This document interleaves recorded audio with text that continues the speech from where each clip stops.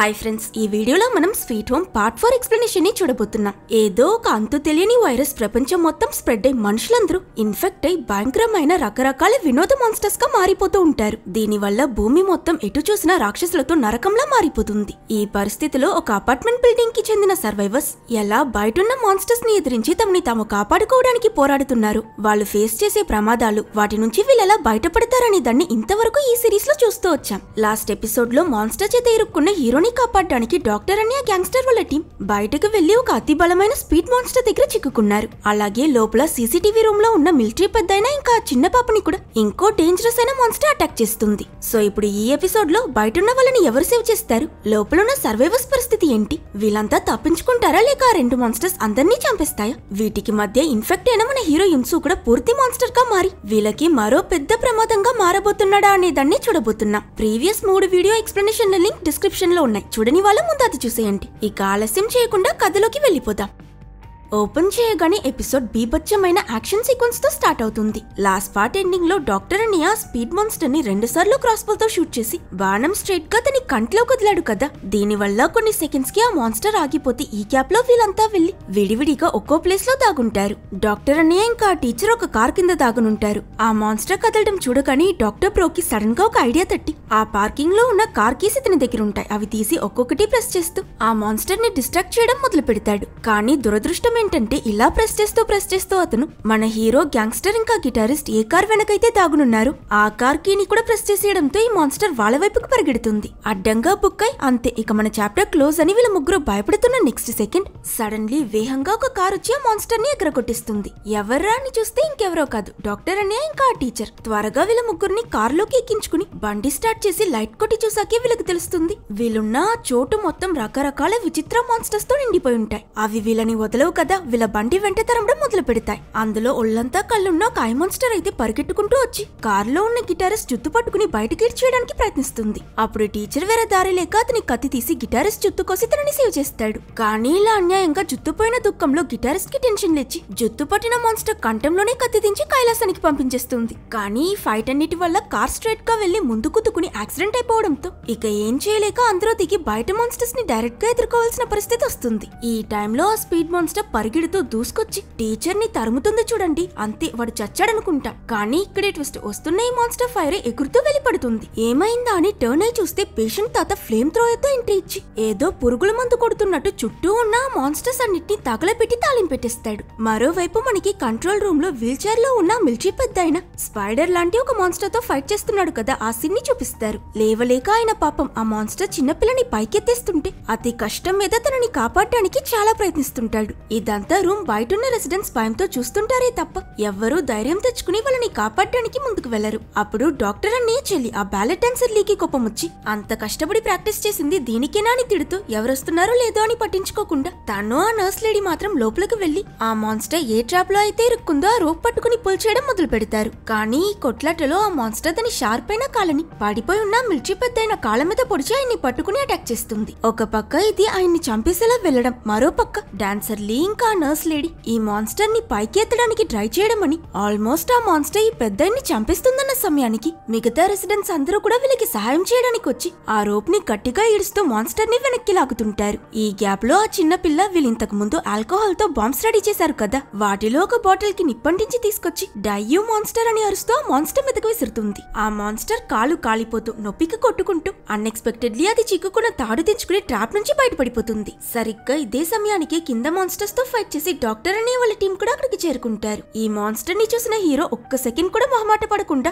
అందరినీ కాపాడటం కోసం అతని షాక్ కొట్టి ఆ స్పియర్ ని తీసుకువెళ్లి దాని కడుపున పొడిచి అది దాని షార్ప్ అయిన కాళ్ళతో అతన్ని పొడిచేస్తున్న ఆ నొప్పంతా భరించుకుని కంటిన్యూస్ గా షాక్ పెట్టి పెద్ద పోరాటం తర్వాత మాన్స్టర్ ని చంపేస్తాడు. ఇన్ఫెక్ట్ అయి ఉన్న మన హీరో అతనిలో ఉన్న ఆ మాన్స్టర్ ని కంట్రోల్ చేసుకోవడానికి ట్రై చేస్తూ ఆ మాన్స్టర్ పొడిచి ఒళ్లంతా తీవ్రమైన గాయాలతో కష్టపడుతున్నా ఈ ఫైట్ అయిపోయాక ఏం చెప్పకుండా చాలా సైలెంట్ గా ఒంటరిగా ఐసోలేషన్ రూమ్ రూమ్ లోకి వెళ్లి ఎప్పట్లా డోర్ క్లోజ్ చేసుకోవాలనుకుంటాడు. కానీ హీరో యున్సు అక్కడున్న అందరి ప్రాణాలు సేవ్ చేశాడు కదా. అతను ఎంత పెయిన్ లో ఉన్నాడో కళ్ళారా చూసిన తర్వాత రెసిడెంట్స్ అందరిలో యున్సు మీదున్న అభిప్రాయం మారిపోతుంది. వాళ్ళు వెళ్లిపోతున్న యున్సుని పిలిచి ఇన్నాళ్ళు అతన్ని మిషన్ లా వాడుకున్నందుకు రూమ్ లో లాక్ చేసి అతనికి చాలా ఇబ్బంది కలిగించామని గిల్టీగా ఫీల్ అయి సారీ చెప్తారు. ఈసారి డాక్టర్ అన్నయ్య కూడా నువ్వు నీ ఇష్టానికి వ్యతిరేకంగా ఐసోలేషన్ రూమ్ లో లాక్ అయి ఉండాల్సిన అవసరం లేదు, బయటే ఉన్నా పర్వాలేదు, ఏం కావాలో నువ్వే నిర్ణయించుకొని చెప్తాడు. ఇదంతా విన్న యున్సు సర్ప్రైజ్ అయి ఐసోలేషన్ రూమ్ లోకి వెళ్లిపోతాడు. బికాస్ అతనికి వీళ్ళింకా అతన్ని చూసి భయపడుతున్నారని అనిపిస్తుంది. కట్ చేస్తే ఫైట్ లో ఇంజర్ అయిన అందరికి ట్రీట్మెంట్ ఇస్తున్న నర్స్ లేడీ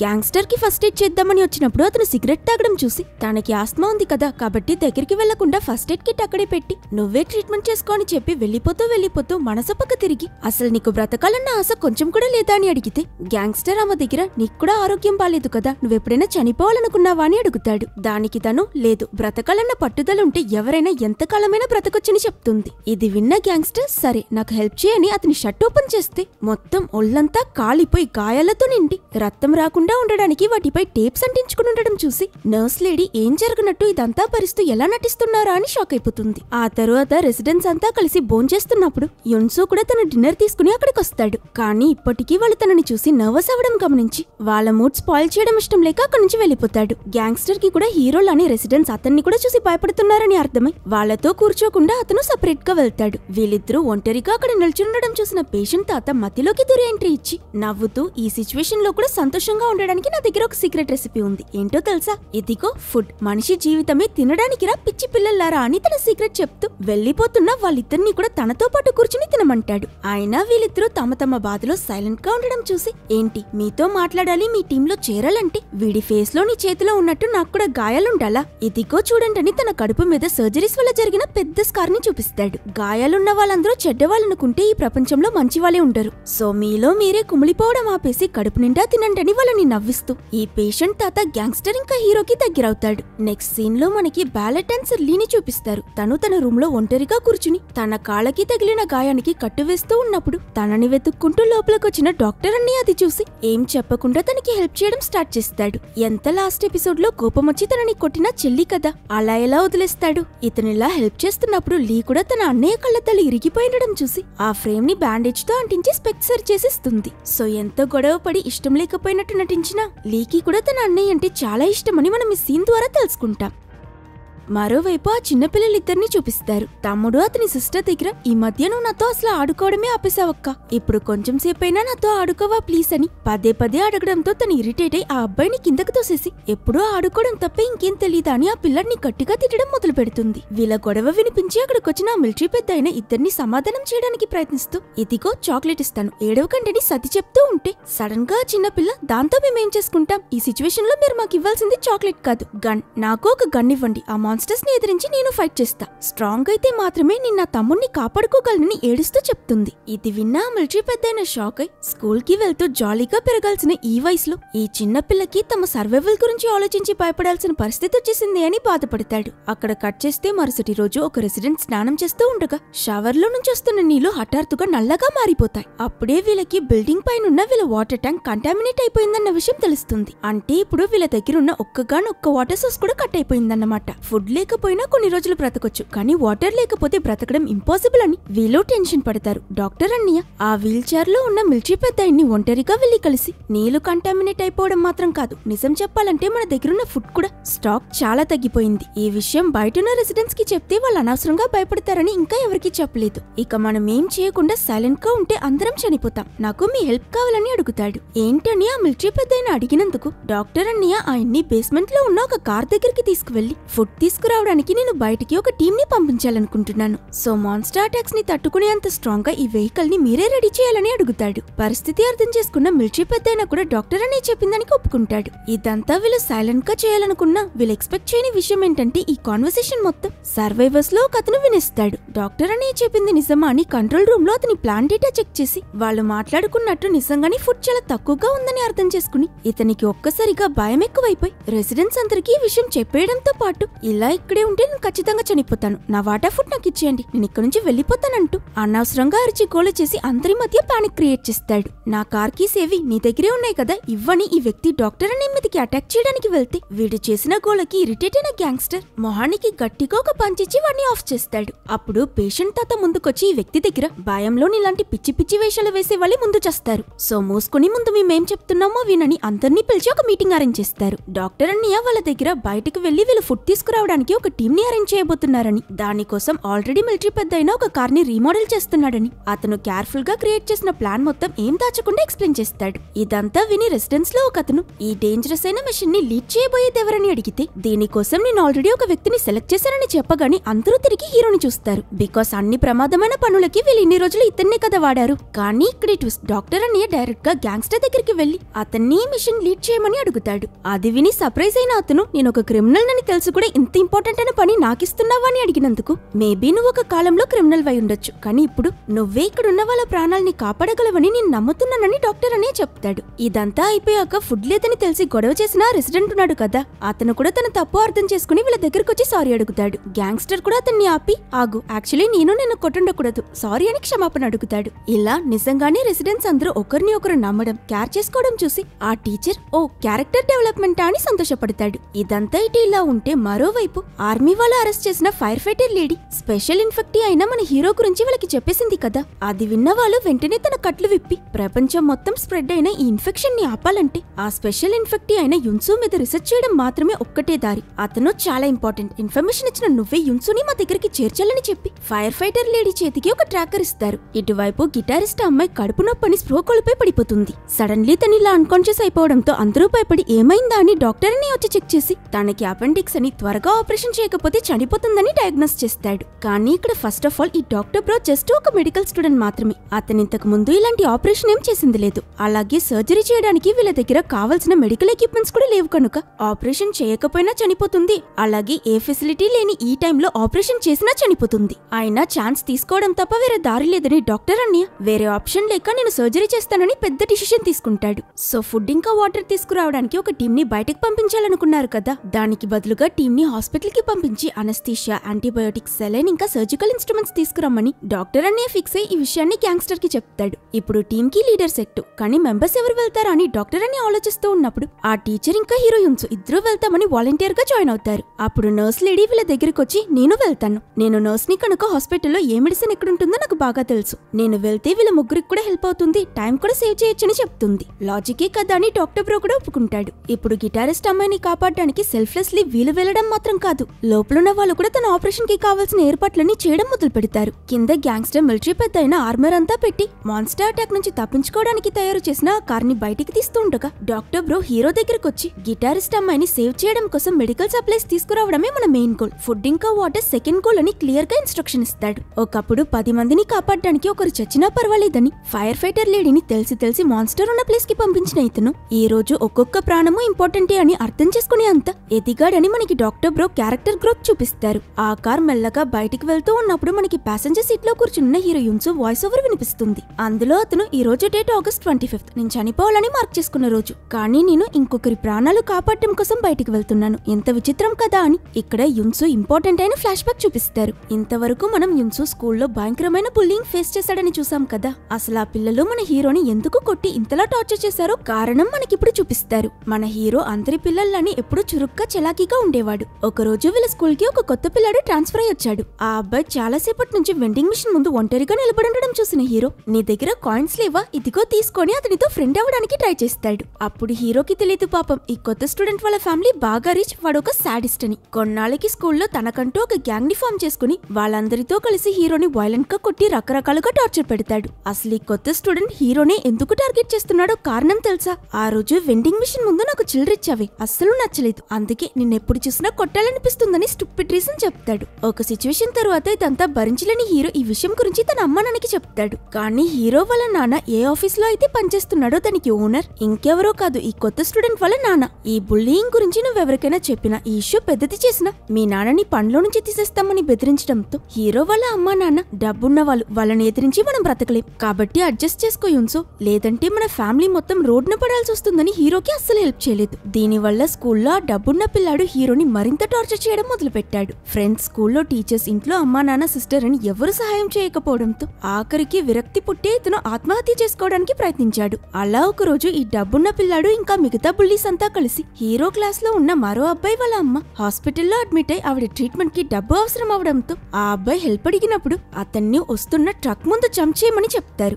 నువ్వు జంప్ చేస్తే మీ అమ్మ హాస్పిటల్ ఖర్చులని నేను చూసుకుంటానని నవ్వుతూ వీళ్ళంతా అతన్ని కార్నర్ చేస్తూ ఉండగా ఆ నిస్సహాయ పరిస్థితిలో ఆల్మోస్ట్ ఈ అబ్బాయి ఆ ట్రక్ ముందు దూకేసేలా వెళ్తాడు. ఇదంతా చూస్తున్న హీరో ఆ రోజు ఆ అబ్బాయిని దూకకుండా కాపాడిస్తాడు. కానీ మరుసటి రోజు ఉదయం ఇతను హెల్ప్ చేసిన ఆ అబ్బాయి హీరోని కొట్టి, నేను దూకుంటే వాడు మా అమ్మ ట్రీట్మెంట్ కి డబ్బిచ్చిండేవాడు, నువ్వు ఆపడం వల్ల మా అమ్మ చనిపోయిందని అతనితో గొడవపడి మొత్తం అంతా హీరో తప్పే అన్నట్టు అతన్ని నిందిస్తాడు. సోయా, ఈ రోజు చనిపోవాలని ప్లాన్ చేసుకున్న నేను ఇప్పుడు బ్రతకడం కోసం ఇక్కడి నుంచి బయటికి వెళ్తున్నానని హీరో వాయిస్ ఓవర్ ఎండ్ అవుతుంది.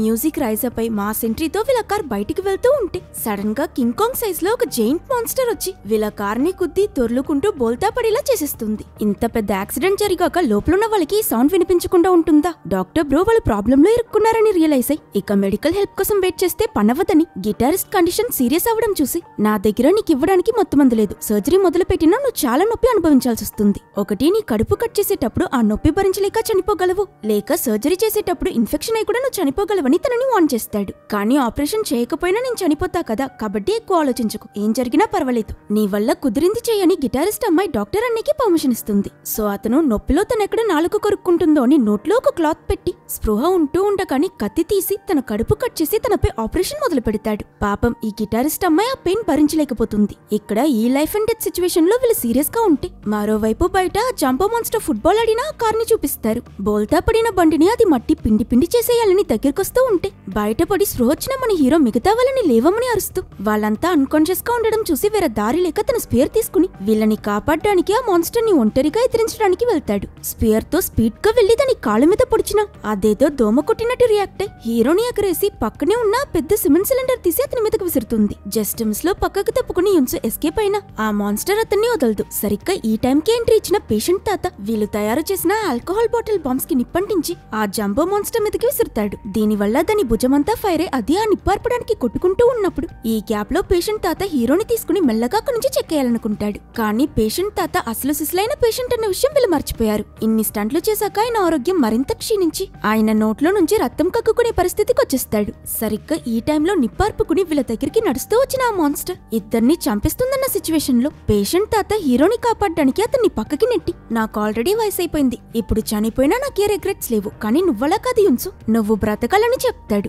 ఆ మాన్స్టర్ ఫుల్ ఫోర్స్ తో అరుస్తూ ఒక్క పంచిచ్చి ముసలైనని పచ్చడి చేసేయాలనుకుంటే వైల్డ్ కార్డ్ ఎంట్రీ ఇచ్చినట్టు ఎవరూ ఎదురు చూడనట్టు ఒక ఫైర్ ఇంజిన్ స్పీడ్ గా వచ్చి ఆ మాన్స్టర్ ని లేపేస్తుంది. ఎవరా అతన్ని చూస్తే వచ్చింది ఇంకెవరో కాదు, ఆ fire fighter lady. At the same time car బోల్తా పడ్డం వల్ల స్ప్రో కోల్పోయిన గ్యాంగ్స్టర్ కి కూడా మెలకు వచ్చి డామేజ్ అయిన కార్ లో నుంచి పెట్రోల్ లీక్ అవుతూ కొంచెం సేపట్లో కార్ పేలిపోతుందని అర్థం చేసుకుని కార్ లో ఉన్న నర్స్ లేడీని కాపాడి బయటకు తీసుకురావడానికి ట్రై చేస్తాడు. అలాగే అటు పడ్డ మాన్స్టర్ లేచొచ్చి దాన్ని గుద్దిన ఫైర్ ఇంజిన్ ని చితగ్గొడుతూ లోపలున్న ఫైర్ ఫైటర్ లేడీని పట్టుకోవడానికి ప్రయత్నిస్తుంది. ఆవిడ తప్పించుకుని ఎస్కేప్ అయినప్పుడు ఈ మాన్స్టర్ పక్కనే ఉన్న గ్యాంగ్స్టర్ ని చూసేసి అతన్ని చంపుదామని దగ్గరికి వెళ్తే ఈలోగా అతను అన్కాన్షియస్ గా ఉన్న నర్స్ లేడీని మోసుకుని ఆ కార్ నుంచి దూరం వెళ్లిపోతాడు. సరిగ్గా అప్పుడే అతను ఎక్స్పెక్ట్ చేసినట్టు కార్ కూడా పెద్దగా బ్లాస్ట్ అవడంతో దగ్గరికి వెళ్లిన ఈ మాన్స్టర్ ఎక్స్ప్లోషన్ లో చిక్కుకుంటుంది. ఇది చూసిన ఫైర్ ఫైటర్ లేడీ అవకాశం దొరికిందని మళ్ళీ ఫైర్ ఇంజిన్ లోకి ఎక్కి ఆ బండితో ఈ మాన్స్టర్ ని తోసుకుంటూ వెనకున్న ఒక పెద్ద లోయలో పడేలా చేసి ఎక్స్ప్లోషన్ లో కాలుతున్న వెహికల్ తో లోయని క్లోజ్ చేసి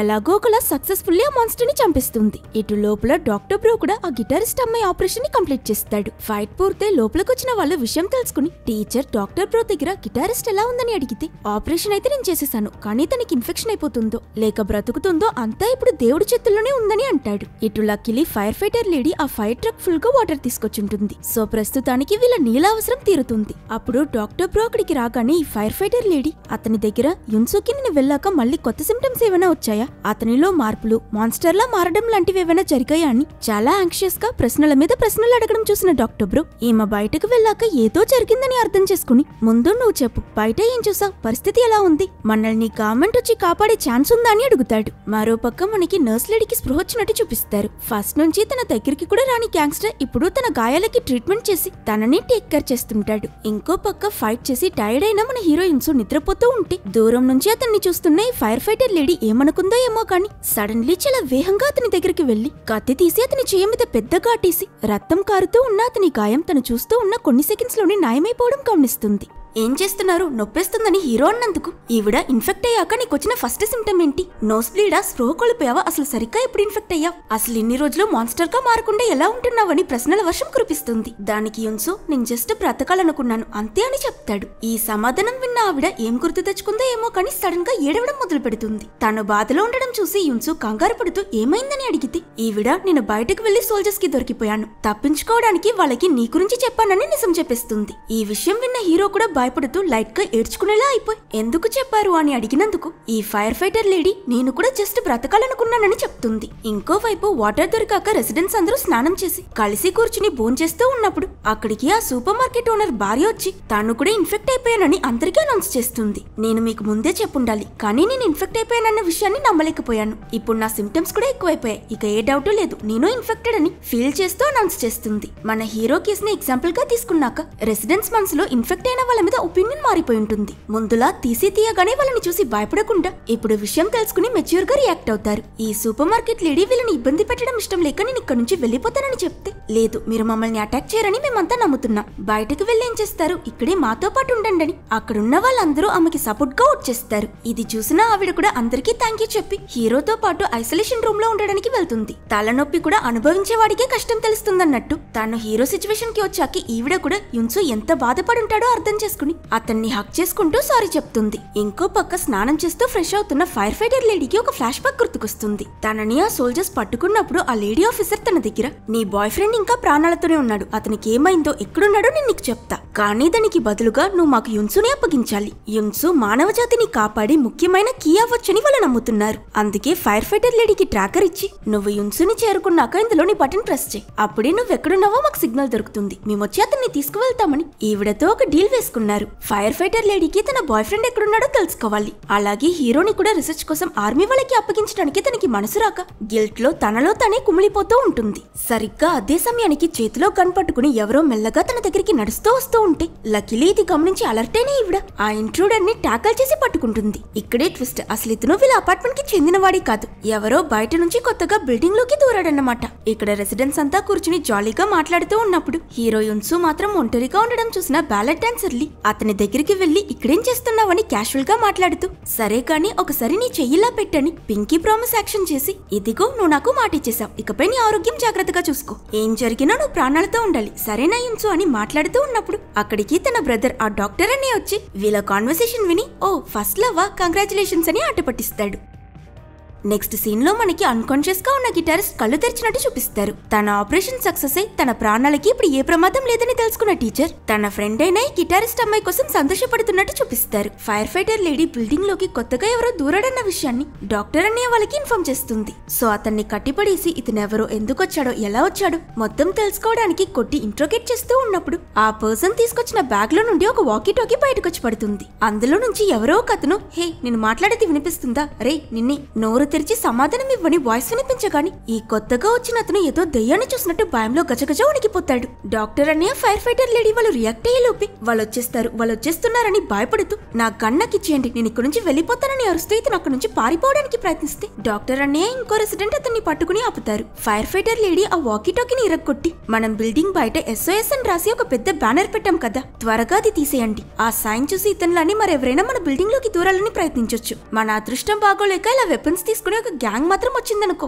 అంతే మనమందరం డేంజరస్ అయిన సిచ్యువేషన్ లో పడతామని అంటుంది. తను చెప్పేది కూడా నిజమని అర్థం చేసుకున్న డాక్టర్ అన్నయ్య గ్యాంగ్స్టర్ ఇంకా హీరోని పైకి వెళ్లి ఆ SOS సైన్ ని తీసేయమని పంపిస్తాడు. ఈ సైడ్ లో fire fighter lady isolation room లో ఒంటరిగా ఉన్న సూపర్ మార్కెట్ ఓనర్ భార్య దగ్గరికి వెళ్లి మీరు దేనికి భయపడకండి, జస్ట్ 15 రోజులకి మాత్రం ఎలా అయినా మీరు పూర్తి మాన్స్టర్ గా మారకుండా మిమ్మల్ని మీరు కంట్రోల్ చేసుకుంటే చాలు, ఆ తరువాత మీరు కూడా ఒక స్పెషల్ ఇన్ఫెక్ట్ అయిపోతారు, మిమ్మల్ని ఎవరు చంపలేరు, మీ ప్రాణాలకి ఎలాంటి ఆపద ఉండదని చెప్పి చెప్తూ ఉండగాని ఇన్ఫెక్ట్ అయిన లేడీ ముక్కులో నుంచి బాగా రక్తం కారడం మొదలవుతుంది. మరోవైపు హీరో ఇంకా గ్యాంగ్స్టర్ రూఫ్ టాప్ మీదకెక్కి బయట వేలాడదీసున్న పెద్ద సైన్ ని కట్ చేసి కిందకి తిరిగొస్తూ ఉండగా ఒక షాకింగ్ సీన్ ని చూస్తారు. వీళ్ళు మెట్లు దిగుతూ ఉన్నప్పుడు ఎదురుగా ఉండే లిఫ్ట్ లో ఒక మాన్స్టర్ కింద బేస్మెంట్ లో సర్వైవర్స్ ఉన్న ప్లేస్ కి వెళ్లడం చూస్తారు. యున్సు పరిగెడుతూ వచ్చి ఆ లిఫ్ట్ ని ఆపడానికి ట్రై చేస్తాడు. కానీ ఇంతలోనే డోర్ క్లోజ్ అయిపోవడంతో త్వరగా అతను గ్యాంగ్స్టర్ ఇద్దరు దేని గురించి ఆలోచించకుండా పరిగెడుతూ మెట్ల ద్వారా కిందకి వెళ్లడానికి ప్రయత్నిస్తారు. ఇంతలోనే సడన్ గా ఇంకో మాన్స్టర్ వచ్చి గ్యాంగ్స్టర్ ని పట్టేసుకుంటుంది. కానీ ఈ పరిస్థితిలో ప్రతి క్షణం చాలా ఇంపార్టెంట్ కాబట్టి గ్యాంగ్స్టర్ నా గురించి ఆలోచించుకు, నేను ఈ మాన్స్టర్ ని చూసుకుంటా, నువ్వు త్వరగా కిందకి వెళ్లి ఆ సెక్యూరిటీ గార్డ్ మాన్స్టర్ ని ఆపని చెప్తూ అతన్ని పట్టుకున్న ఈ మాన్స్టర్ తో ఫైట్ చేయడం మొదలు పెడతాడు. సరే అని కంగారు పడుతూ హీరో మెట్లు దిగుతూ ఈ వేహంలో వెళ్తే 15 ఫ్లోర్స్ దిగడానికి చాలా సమయం పడుతుందని ఆలోచించి ఒక కఠినమైన నిర్ణయం తీసుకుని టైం సేవ్ చేయడం కోసం మేడ మీద నుంచి కిందకు దూకిస్తాడు. అంత ఎత్తు నుంచి దూకడం వల్ల పాపం యున్సు కాళ్ళలో ఉన్న ఎముకలు ఇరిగిపోతాయి.